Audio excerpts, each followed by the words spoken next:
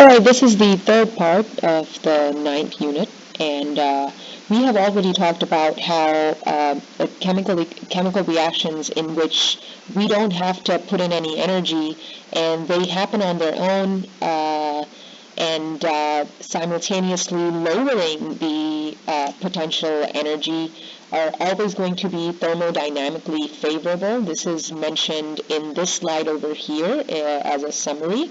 You guys can notice here how thermodynamically favorable also means spontaneous. However, on the AP Chem exam, uh, you're not going to be seeing the word spontaneous a lot, but thermodynamically favored a lot. And it means a couple of things. So delta G is the Gibbs free energy symbol or free energy, and if it's less than a zero, which means that your sign with your calculation that you will be doing either this using this formula or the formula below it, it's going to be less than zero, so a minus. That would mean that it's thermodynamically favored or favorable. And no outs. Okay, I will let you guys read the rest of it on your own. If the delta G is a higher than zero, you can determine whether the delta G has a positive sign by using these formulas, and that would mean that it's thermodynamically unfavorable. Now, usually we assume that if a if a chemical reaction is increasing entropy, if it's increasing entropy, then it's going to be spontaneous.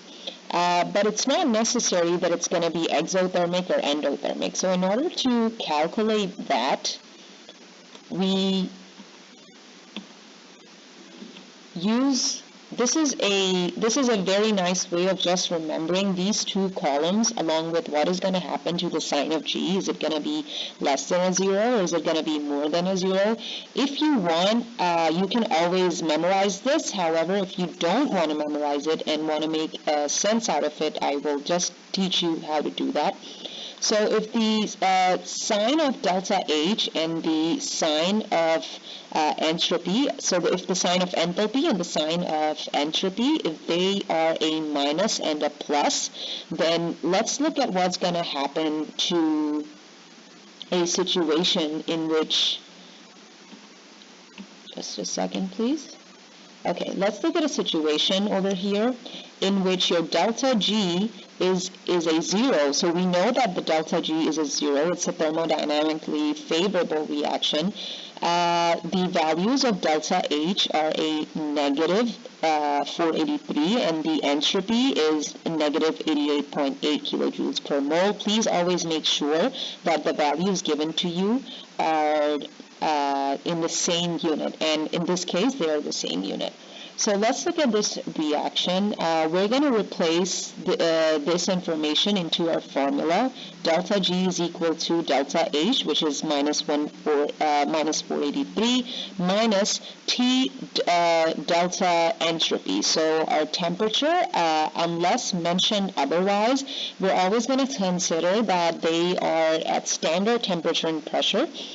Plus 290, and the value for the temperature in the free energy equation is Kelvin, so it's 0 degrees Celsius. However, we use the Kelvin value, so plus 298 multiplied by the change in entropy, which is negative 88.8.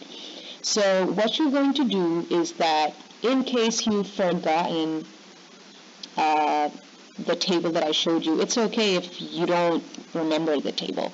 So you have been told that the delta G is a zero. So whatever final answer you're getting, it is going to be less than a zero.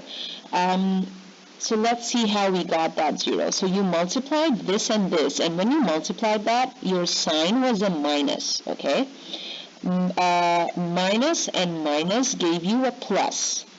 Now, we have a plus on this entire side. However, the reason why we get a final minus over here is because of the minus of your enthalpy. So this is why at the very end, we will get a delta G that has a negative sign. Another question that another part that can be incorporated into this question is when you will be asked whether the reaction is thermodynamically favorable because of the delta H or because of the delta S. Because in the question we can see that the entropy is a negative. So it is going from a disordered equation into a disordered reaction to an ordered, it's more ordered. So usually when the entropy is decreasing, we think that the reaction is not thermodynamically favorable. However, the whole point of a question like this is to tell us that the delta G is not only entirely dependent on the entropy, but sometimes it can also be based on the temperature. And the melting of water is a very good example of this. We can notice in the melting of water that it is thermodynamically favorable, in which the entropy is increasing. However, it is endothermic. This is a case that does not happen every time. Usually, we will see that the entropy is increasing, as in the delta G is less than 0. The delta S is a positive, so we can notice that both of the things, the delta G is a negative, the delta S is a positive. However, it's an exothermic reaction. So for this very reason, we use this equation, this information, and what I just told you over here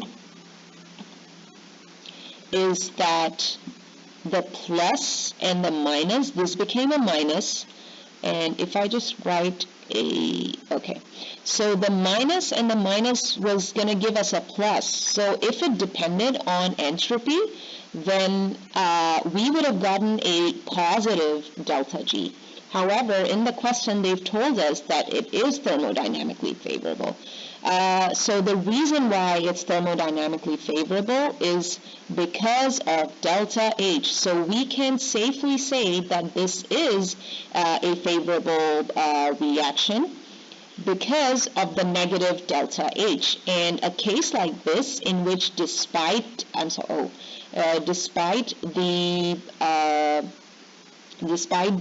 reaction causing order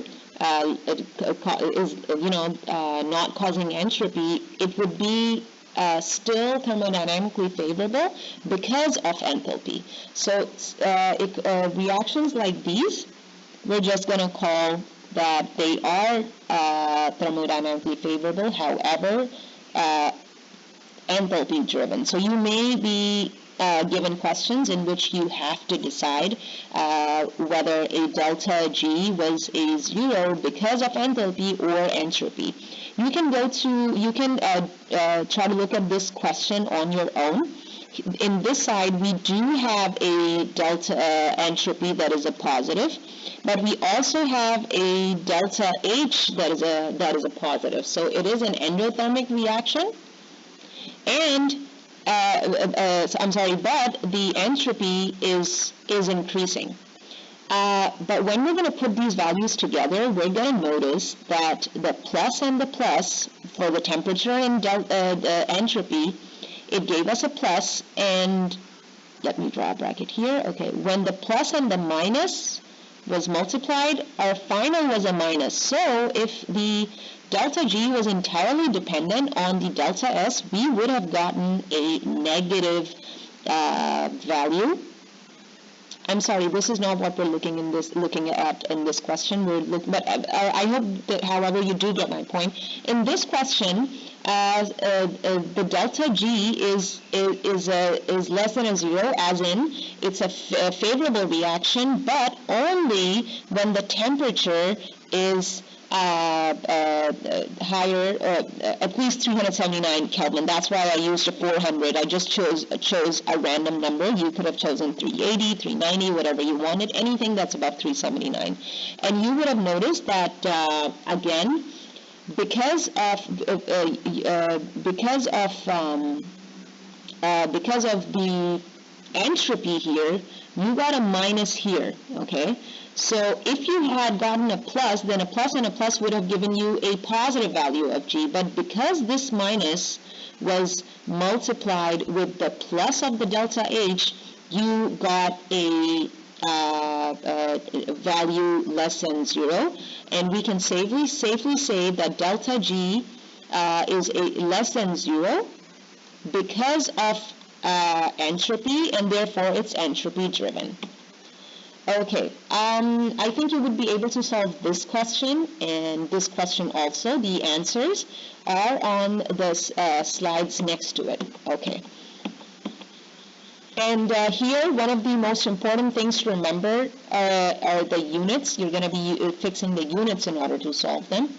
And this one also. So if I were to manually do it like I did it in front of you, I multiplied the negative with the sign I'm talking about. When I multiplied the temperature and the entropy, if I had this sign, if I had a minus delta H and a minus delta S, then it would always be thermodynamically favorable. You could actually just try to solve it on your own, and you will get I'm sorry, I wrote a 1. It does not mean a 1. I just wanted to close the parentheses.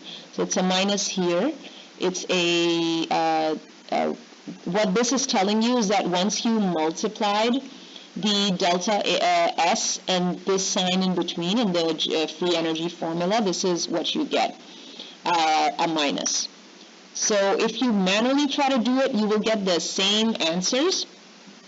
This just means that the minus over here, when it was multiplied to this sign over here,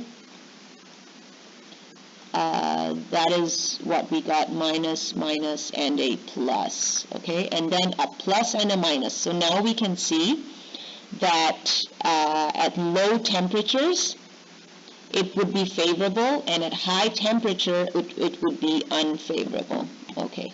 I hope that it is making sense to you now. Thank you very much.